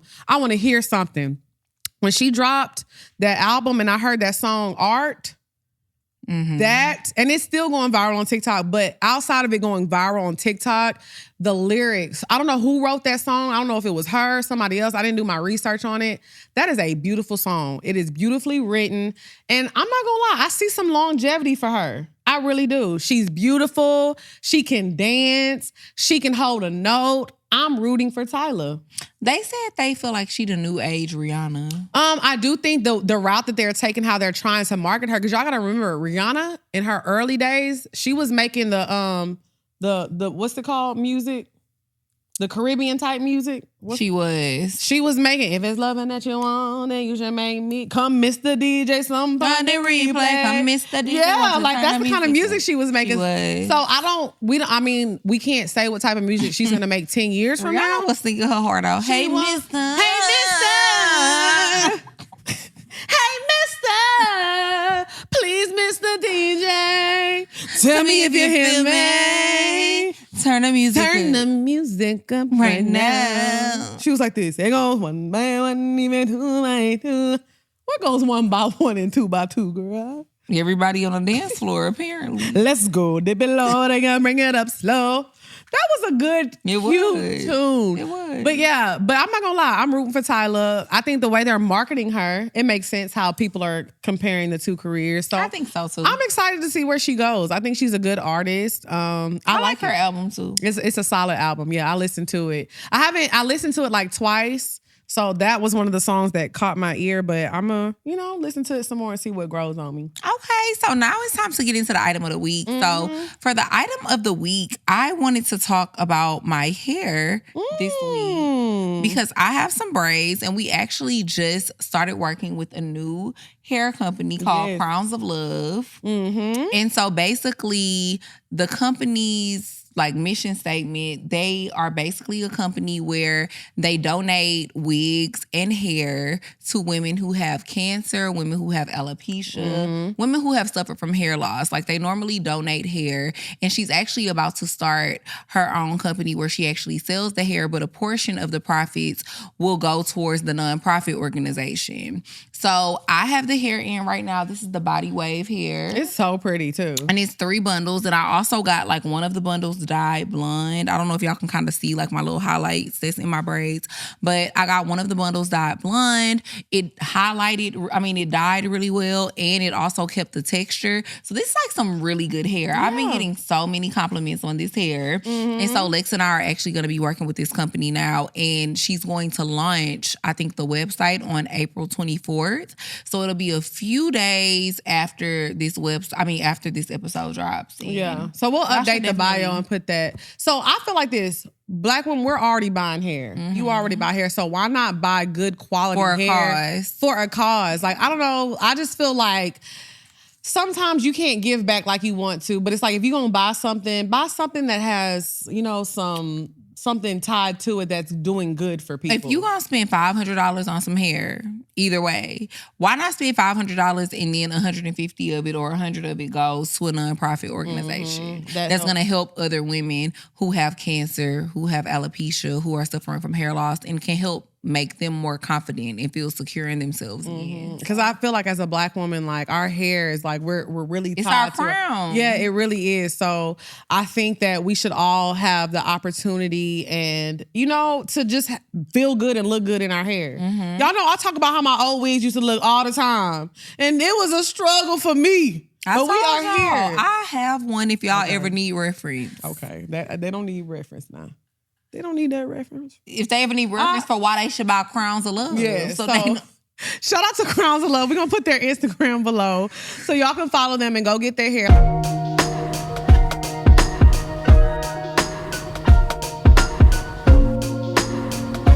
So now it's time to get into our favorite segment of the week. Make sure y'all email us at askpourminds@gmail.com. Sorry. So yes, email us at askpourminds@gmail.com.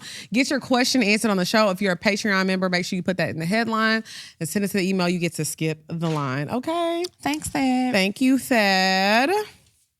Okay, so you got question number 1 or do I? You do. Okay. Question number 1. Hi, I love y'all so far. I'm a new listener. Oh, I love new listeners. It's so weird that we've been doing this long and people are still just now getting to know us. Jesus Christ. Okay. Hi, I love y'all so far. I'm a new listener. Question, I've been dating my man for 6 years now. Still no proposal or a ring. We talk about the future quite often. It sounds long term. Should I be expecting a proposal or just be happy the way it is? We live together, pay bills together, and he is faithful, as am I. We've been on 3 trips out the country together. I have 2 kids and he is a full-time stepfather, but my kids only know him as dad. Thanks. P.S. I have a newfound love and respect for Lil Yachty. He is very down to earth. Shout out to Lil Yachty. I'll say this, because I've been in this situation. When I was young, my mother was in a relationship with a guy. She had 2 kids. They had been together for years. And he did propose to her, but they never got married. I don't know for what. I was a small child. I don't know. I've seen this happen a lot. Because my ex was kind of in a situation like that. And I'll say this, if marriage is what you want, you have to understand, do me and this person align on these views? Because sometimes that may not be your Prince Charming. Now, I'm not saying to leave, but this needs to be a sit-down conversation that you need to have with your partner. Hey, you know what? We've been together for 6 years. We live together. Why are we not married? Understand his reasoning. A conversation needs to happen. But I will say, when my mom left her situation, it was kind of like things got better in the household. I didn't know because I was a child, but I didn't know how sad and struggling my mom was in that situation until I saw after he left how happy and enjoyable my mom got. You know what I mean? So I think that you need to have a serious sit-down conversation with your man and try to understand why y'all aren't married. Because if y'all are living together, he's a stepfather, y'all paying bills, y'all faithful, it's common law marriage at this point. So what's the issue? And I just think being with somebody for 6 years is not... That doesn't mean that y'all necessarily should be moving towards a proposal if he haven't made you feel like that's where he's trying to head. Like, have y'all had the conversation? Well, yeah, she said that we talk about the future often, and they live together. And like 6 years not living together, no kids involved, is very different with 6 years y'all living together and creating a home together. Yeah, but talking about the future is, like, to me, very open-ended. Like, are we talking about being together? Like, okay, yeah, we could see each other staying with each other. We could see ourselves, like, living together, having more children. Or are you talking about marriage? That's what I'm saying. Are you talking about a proposal? Because just because you've been with somebody for 6 years does not mean that you should automatically assume, like, oh, we gonna get married. He gonna propose to me. I'm not gonna lie. I just don't, like, why live with somebody if that's not the plan, though? If that's not the plan? I mean, but you can't say that because people do that all the time. People live together for 10 years, 15 years, and then they finally decide one day, after all that time, we gonna get married. It's different strokes for different folks, but I'm saying, like, I think that people who want the same thing should be together. That's what and I'm should saying. be aligned with one another. Yeah. If you want marriage and marriage is important to you, if a proposal is important to you, then you need to make sure that y'all are on the same page, because 6 years being with somebody and y'all doing all of these marriage things and relationship things, like even with you bringing up going out the country together, what does that mean? I mean, I think she's just talking about, like, the things that they've done, because maybe he didn't do that with other people, or maybe that's just like they've had a journey together. I think that's what more she was touching on. But either way, I'm not disagreeing with that, but I just, when I think about commitment, like, I don't think that some of these things mean anything when it comes to commitment until you have a conversation with a person and they like, yeah, I want commitment. Right. Like, that's the conversation that needs to be had. I want this, you want this, we both want the same thing. I agree. All of the trips, all of the y'all living together, all of that stuff doesn't really matter if y'all don't ultimately want the same thing, which is commitment, a partnership, a marriage. A legally binding relationship. Right. Because like you said, going back to what you said about the 10, 15 years, a lot of times people are together 10, 15 years and they finally get married, but that's probably something that they agreed on and that they were both okay with maybe. I think a lot of the time after people have gotten out of long-term marriages, divorce, they realize, I don't want to get married again. I love this person. I want to live my life with them, but I don't feel like I need the legal papers. I don't feel like I need it to be a marriage for me to feel like it's real. It feels real enough for me, and I've already done that. Because divorces get messy. So a lot of people just choose to not even go through that again. So yeah, you need to find out if marriage is something that he even wants to do at all. Right. Okay, I'm going to try this again because that must have forgot my first question was whack. I started watching y'all heavy last year after my ex did some shit that pushed me away completely. Y'all really have been a major part of my healing journey. I love y'all. I have been in therapy for a while, which also helps, but recently I've been really struggling. I feel like I've lost the love of my life and my best friend. I cry all the time. I tried dating, but nothing lasts. It's been almost 6 months since we've talked, and she has another girlfriend, which I know is a rebound. I tell myself if it's meant to be, it'll be, and I have tried to let go. I've blocked her on everything, and she continued watching my story from multiple pages, and even though she's in a relationship, quote unquote. Anyways, this is long, but I'm looking for advice y'all might have. This goes exactly to what we were saying earlier. If it's not a hell yes, it's a no. Y'all be like, oh, they watched my story. Oh, she has a new girlfriend, but I know it's a rebound. No, you don't know that. Just because somebody watched your story, that doesn't mean anything. Sometimes people are so manipulative, they'll watch your story because they know you're going to see it and they want you to feel how you're feeling. They want you to be deep in thought, like, oh my God, they watched my story. So, like we said, if it's not a hell yes, it's a no. This is not your person.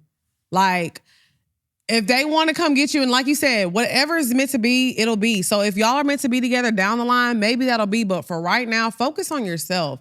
Focus on your own self-growth. You said you're in therapy. You know, maybe you're not ready to date. I think a lot of times people look at, oh, I'm going through a breakup, I need to date. That's not the solution all the time. You need to work on yourself. You're not ready to date, and that's okay. Getting over a breakup does not mean getting a new person.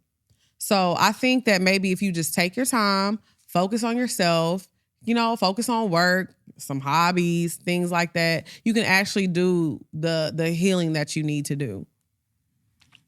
Yeah. Mm-hmm. You don't have no advice for? No advice? Not really. Okay, that's fine.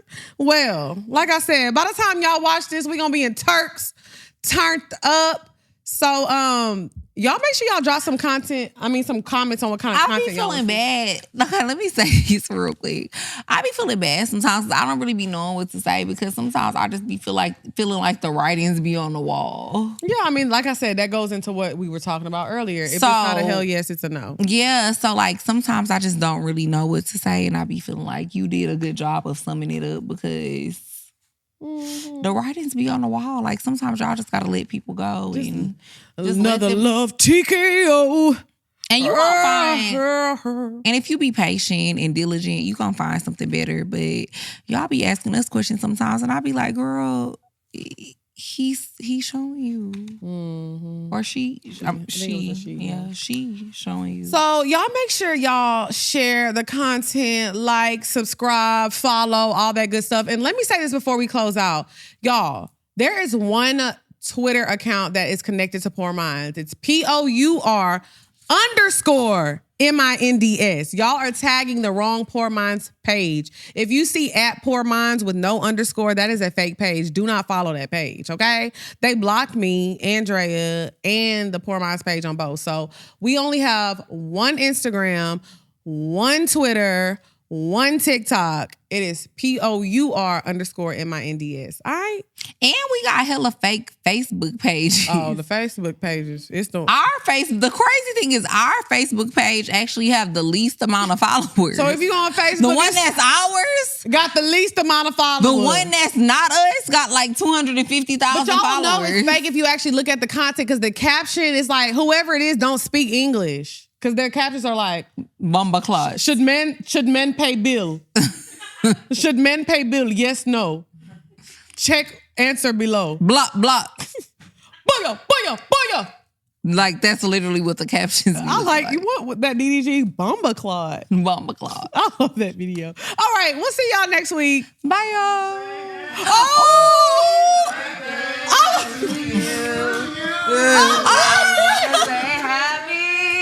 Birthday. Sing that! Yes. Oh my God, y'all make me cry. I was wondering what the hell was going on. I'm about to cry. Oh, you got a cake. This is what I be talking about when I be saying I'm getting old. I'm getting emotional, please. I am weak. Oh my God, it's a card too. I know that's right. Y'all are like about to make me cry for real. My eyes are literally tearing up. Oh my God. Thank y'all. Let me read the card. Okay. Wishing you a beautiful day, followed by an amazing year. Happy birthday. Read my message. Lex said, thank you for paying my bills. I wouldn't have made it if it wasn't for you. Best friend I could ever ask for. Love you forever. Rent due. Love, peace, and soul. Nothing but love for you, Drea. Craig. We love you. Thank for being you, Thad. Love you lot, Shay Shay. Happy glow day to my earth sign sister. Love you so much. I pray you enjoy this next lap around the sun and many more. Ty Nicole, a.k.a. So Me. Not you wrote me, outdid me. Wishing you more blessings, Javi. Happy birthday, the baddies. Love you, Yvette Glasgow. Period. Happy birthday, Drea! Y'all are the sweetest. I literally. I'm gonna tear that cake up. Okay. Anything else you want to say? It's your birthday episode. What message do you have for our listeners? It's so beautiful. What do you want to say to the listeners? Oh my God, I'm so surprised. I'm not gonna lie.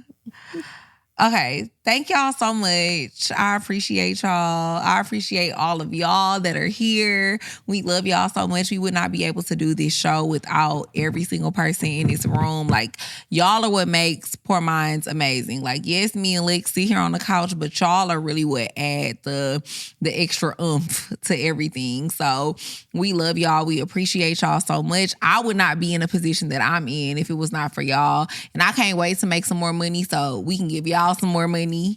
And thank y'all to the people that watch us every week. Period. And I can't wait to taste this fucking cake because I love nothing but cake. And not a free ad. We'll let this one slide for y'all. And I love Yvette cookies too. Oh, I'm about to tear these cookies down. I can't wait to eat me a cookie, have me a piece of cake. And I'm 33. Period. We outside. She has risen, hoe ass nigga.